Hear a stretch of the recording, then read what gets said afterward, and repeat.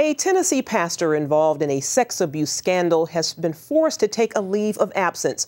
Reports recently surfaced that Pastor Andy Savage sexually abused an underage girl 20 years ago when he was a youth minister in Texas. He left that church and moved to Tennessee, where he continued in ministry. About 2 weeks ago, the victim tried to contact Savage by email, but he didn't respond.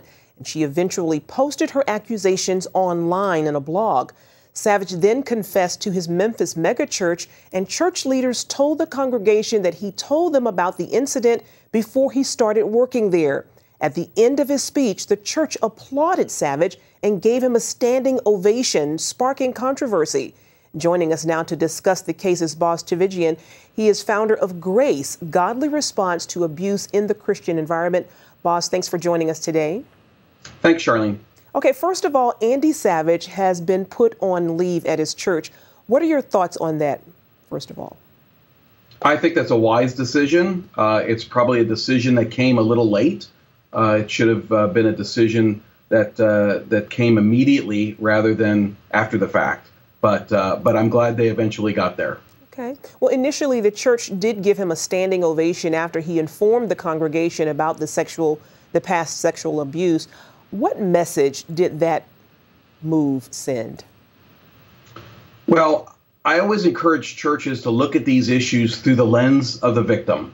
So ask yourself, if you were the one victimized by Andy Savage 20 years ago, and you turn on that service and you hear him speak, and at the conclusion of his speech, the offender gets the chance to sit on the stage, to stand on the stage, speak, and then when he's finished speaking, get a standing ovation.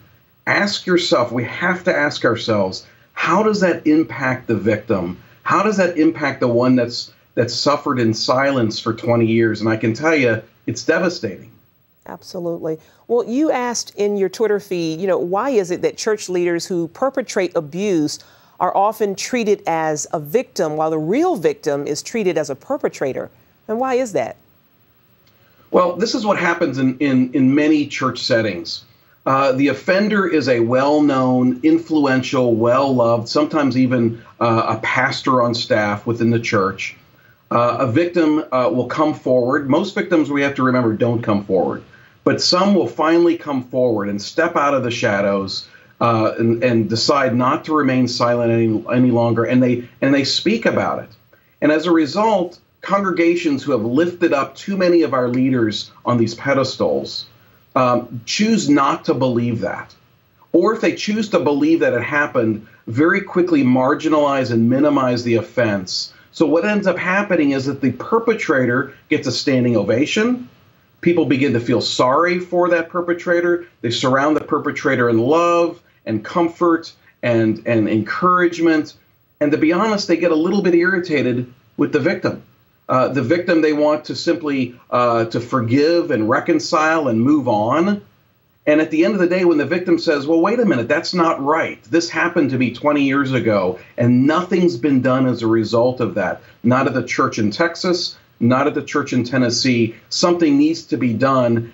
After a while, and I don't know exactly if that's happening in Tennessee, but in many churches, after a while, the church begins to see the victim as the unforgiving, bitter perpetrator, the one perpetrating pain upon this pastor, destroying his or her career, and they begin to see the perpetrator as the one that's being victimized by all of this. It's completely upside down, and sadly, that type of response only emboldens offenders and keeps victims silent. It's amazing.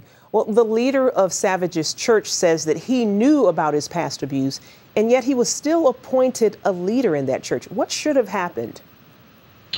Well, at the time that something is disclosed to the lead pastor at that church or any other church, the lead pastor needs to stop everything immediately and look into and conduct due diligence. So, for example, what was done other than listening to what Savage told him to verify what was disclosed? Was law enforcement ever contacted in Texas? Was the victim's family ever contacted in Texas? Was the pastor in Texas ever contacted? What was done to verify what was disclosed? Because in this particular situation, we have two concerns. Number one is the possibility that a crime took place and it was never reported to the police. The second concern we have is even if it wasn't on the books a crime, the second problem we have is we have a person in leadership, in church leadership, somebody who has a greater degree of power than a 17-year-old child, who takes a 17-year-old child and violates that trust and violates and exploits that power in sexually victimizing that person by taking them in their car, bringing them to a secluded spot, and sexually victimizing them. That's a concern. Anytime a pastor engages in any sexual contact with somebody in their congregation, it's a violation of power and it's a betrayal of the trust that has been put in them by those inside the church. Absolutely. And Boz, what needs to happen now to help the victim to heal and move forward? I think the focus has to be on the victim. I think in these types of situations, the focus tends to be on the well-known, influential pastor. And I'm not saying that there's not any room there to shepherd him and his family. That's critically important. But the primary focus needs to be on the victim because, quite frankly, for 20 plus years, there's been zero focus on the victim. And so to place the focus on the victim and to ask, what can either of these churches do to expend themselves in demonstrating repentance for failing to address this the way they should have 20 years ago? But then what can they do to serve this individual in healing and in helping? And then the last thing I think we can all do with survivors of sexual abuse, Charlene, is to listen and learn from them. They are not to be treated as pariahs or sick people who are going through healing that we need to be praying for. That's very patronizing. Instead, we should see these people as heroes, and heroes who can teach us much if we take the time to listen and to follow their counsel and advice, because they're the ones who know most about this issue. That's a great point, Boz. And how big an issue is sex abuse in the church in America? I mean, we're hearing about many cases coming out in politics in Hollywood, but how big of an issue is this in the church in America? It's significant. If you take the standard numbers of those who've been sexually abused before their 18th birthday, that's 1 in 4 women and 1 in 6 men. And if you translate that into faith communities, if you had a church of 100 men and 100 women, 20.5% of your congregation would be survivors of child sexual abuse. Now, that's only including those who've reported it, and this is the most underreported offense that exists. So ask yourselves, and we all need to ask ourselves, as church members and church leaders, if 20.5% of our congregation had lost a child in the last year, or had a home burned down in the last year, what would we be doing as a church to address it? I guarantee you we'd be talking about it, we'd be vigilantly serving those who've been hurt, and be, developing policies and protocols to ensure that these types of things never happen again inside of our churches. Our churches should be refuges. Our churches should be the safest places for God's children, and so oftentimes they're not. And how can other ministries learn from this case, Boz? I think other ministries can learn by not necessarily pointing the finger at that church, but asking themselves, wow, let's assess our church. Do we have a child protection policy? When's the last time we looked at it?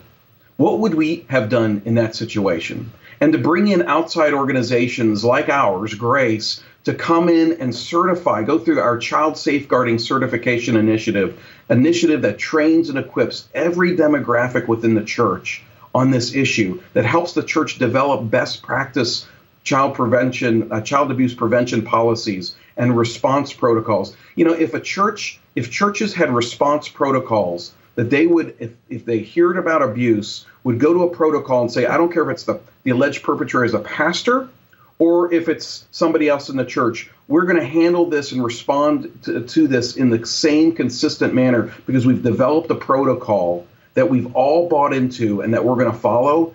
Man, we would have more survivors being served by churches and running into our churches than running away from them. Excellent point. Boz Tchividjian, thank you so much for your time and for your wonderful insights today. Thank you. Thank you.